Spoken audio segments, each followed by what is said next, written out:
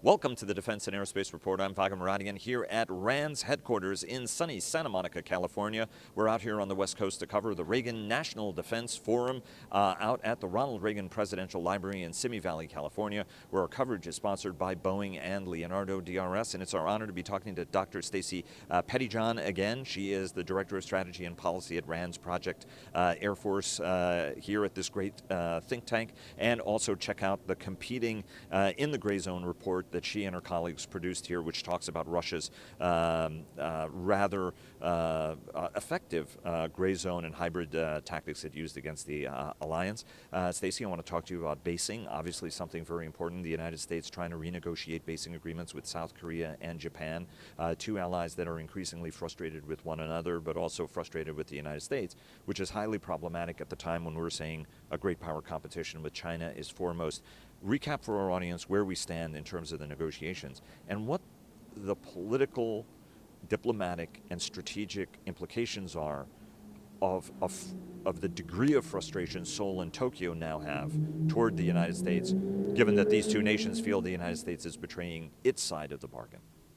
So right now you see the administration has been pushing to renegotiate the basing agreements with both Seoul and Tokyo.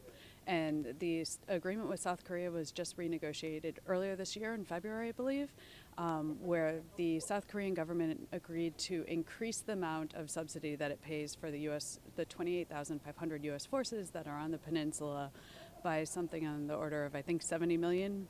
That's in addition to what they already paid. Japan also subsidizes the presence of U.S. forces that are there. So the Trump administration has been seeking to renegotiate the basing agreements with South Korea and Japan so that both of those countries pay a larger subsidy for the support of the U.S. forces that are based in their nation. South Korea has 28,500 U.S. troops. They pay a considerable amount to offset the cost of that. In February 2019, they reached a new agreement with Washington in which they agreed to, I think, increase the amount by about $70 million. They're now renegotiating again. As a part of that recent agreement, they agreed to revisit it annually. The administration has more generally been looking to have our allies pay for protection, their words, our wealthy allies that can afford it. There was the notion that cost plus 50, that they actually pay for the entire cost of U.S. forces overseas plus a premium on top of that. Now with Japan, the basing agreement is also up for renegotiation, so you have both of these up in the air right now. The administration has asked for $4 billion more from South Korea and $6 billion more from Japan, which is a considerable increase in terms of both nations, which already are two of the countries that provide the largest amount of host nation support.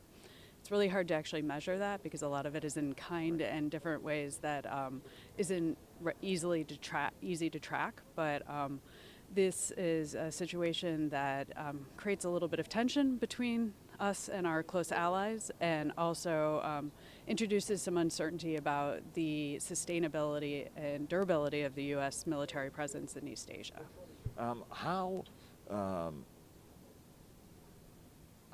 is this likely to end up? Because if you talk to Korean officials and Japanese officials, there's a deep sort of sense of, wait a minute, we had an agreement. With South Koreans, it's actually even more pronounced because they did spend about $14 billion to create an entirely new basing structure to move American forces away from the border. There were a lot of strategic reasons why that was done during the George W. Bush administration.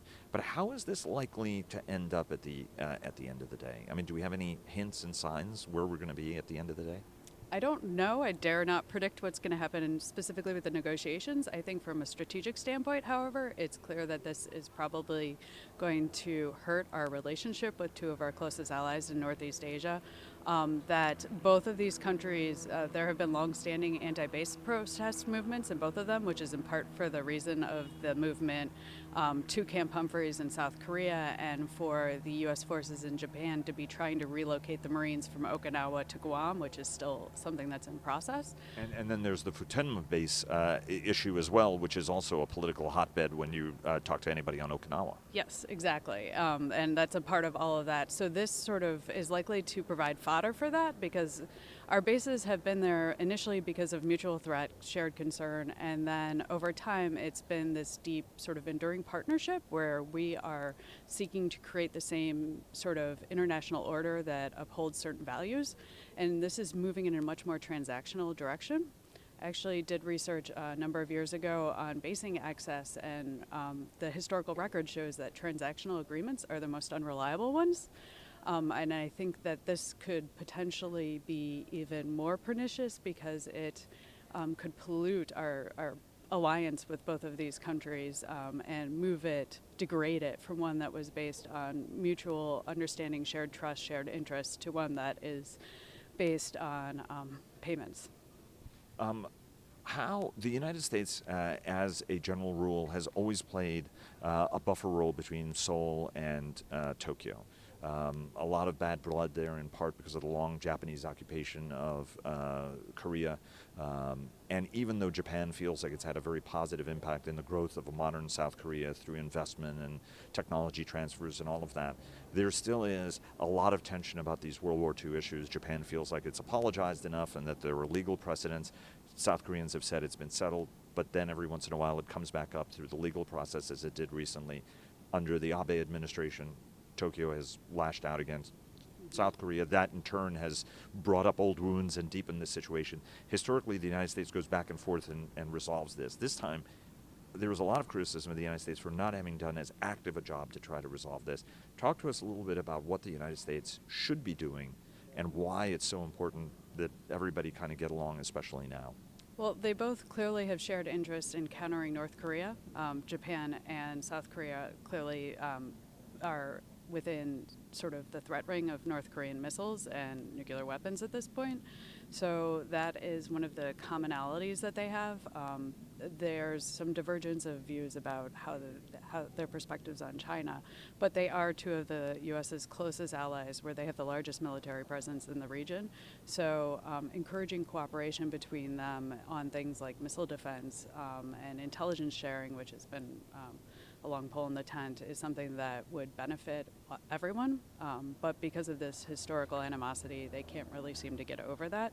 It would seem that the U.S. should be trying to encourage them to cooperate, but right now it almost appears with the basing agreements that they're using the potential threat of pulling U.S. forces out of both countries to play them off of each other as a negotiating tactic. And it seems like that they're not doing much to actually try to pull them closer together so that we can deal with our shared threats. What happens if either one or both go, pull your troops out and get out and don't come back? Because in part, that's what China would like to see, is to get those forces as far away from its borders as it can.